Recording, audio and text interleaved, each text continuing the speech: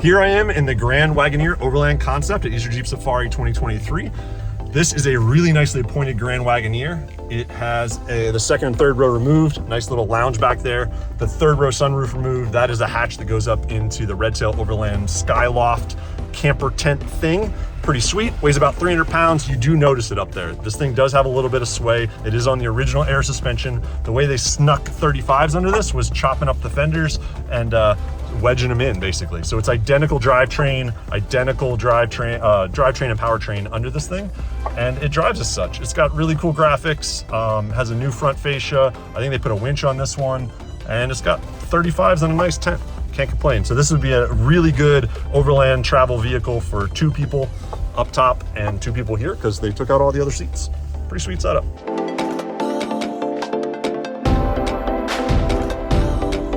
All right, here I am in the Departure concept. This is put together by Jeep Performance Parts. This is a Wrangler 4xe, pretty stock overall, except a lot of aftermarket parts thrown at it. This one's got 35s, it's got tubular doors, it's got cool leather interior. It has a few prototype parts as well, like the lights on the top of the windshield that when flipped down go level. Not sure how much glare you're gonna get off the hood when that's like that, but I'm sure it works great. The name Departure comes from the rear tubular spare tire carrier that flips in and out, so it gives you more departure angle when it's in, like it is at the moment. It also has mole panels in the rear 3 corners. That's a prototype part. And the front grill guard flips down to give you a seat or a table. Pretty slick setup. Drives like a normal 4xe with 35s and tubular doors.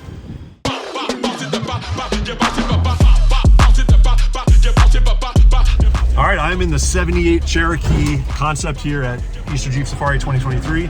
This thing is a Jeep Wrangler Rubicon 4xe underneath, and that's exactly what it drives like. It's on 37, so it just tackles everything with ease. But it looks freaking cool. This is full 70s retro awesome. It's got graffiti in the headliner. It's got tons of little touches like the Gremlin gas cap.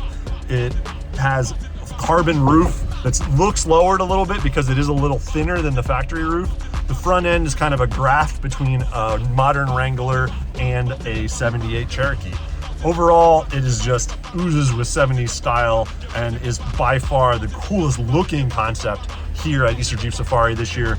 How's it drive? It drives like a brand new 4xe on 37s. I mean, it's just amazingly easy and simple, but nothing spectacular in the driving department. So very cool though. Keep doing the retro stuff, Jeep. You're on it with these. Everybody loves them.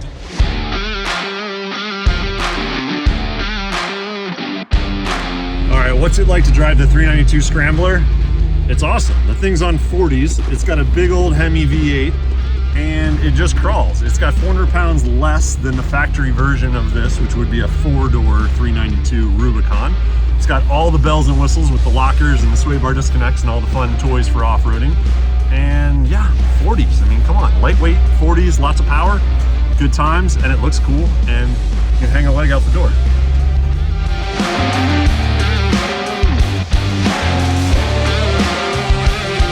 All right, here I am in the Sideburn. This is a really cool Gladiator concept. Sideburn name comes from the wings on the side that have some side steps that go back to little parcel shelves in the bed. Pretty slick little setup. They're thinking about it. Maybe a part that might be coming in the near future. This thing also is on 37s, 2-inch lift with Bilsteins. It rides really smooth. The dampening on these Bilsteins is really, really good. The HRE wheels are really sharp. Of course, HRE makes some really nice wheels. They're pricey, but very nice. Inside, it has some really cool vinyl graphics on everything that has a topo design that's actually a 3D texture to it. So that's pretty slick.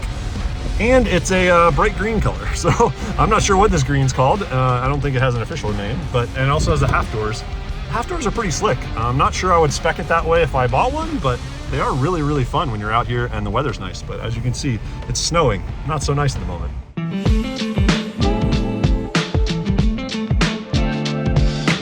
All right, here we got the pink Rubicon 4xe. It's got some AEV parts on it, like this bumper with the half grill guard. It's kind of a custom little touch. There's a 4xe, so you can see all the blue accents. This pink is going to be available probably sort of kind of like this. It is not Tuscadero pink. They have not named it yet. It is a little more purple than Tuscadero pink. Hopefully they're hoping it sells and it creates gold like the Tuscadero one did, because they couldn't make enough. Everybody wanted the pink Jeeps. Cool textured graphics. The blue works really well with the pink. It is on AccuRide air suspension. You can adjust it at all four corners and go from 1 to 5.5 inches up. This is all the way up. It is stiffer when it's all the way up. In medium height, it is a little bouncy. Kind of sways side to side. Not horrible, but definitely noticeable over other nice suspension systems on the other Jeeps here today. Has this powered sliding top. Just a nice clean interior. Got a box back here for the air compressors and systems for the AccuRide system. And overall, it's got the rear AEV bumper as well. It's got a little AEV diff cover because it's got 488 gearing. And overall, just a pretty Jeep to show off the probable new pink color coming soon.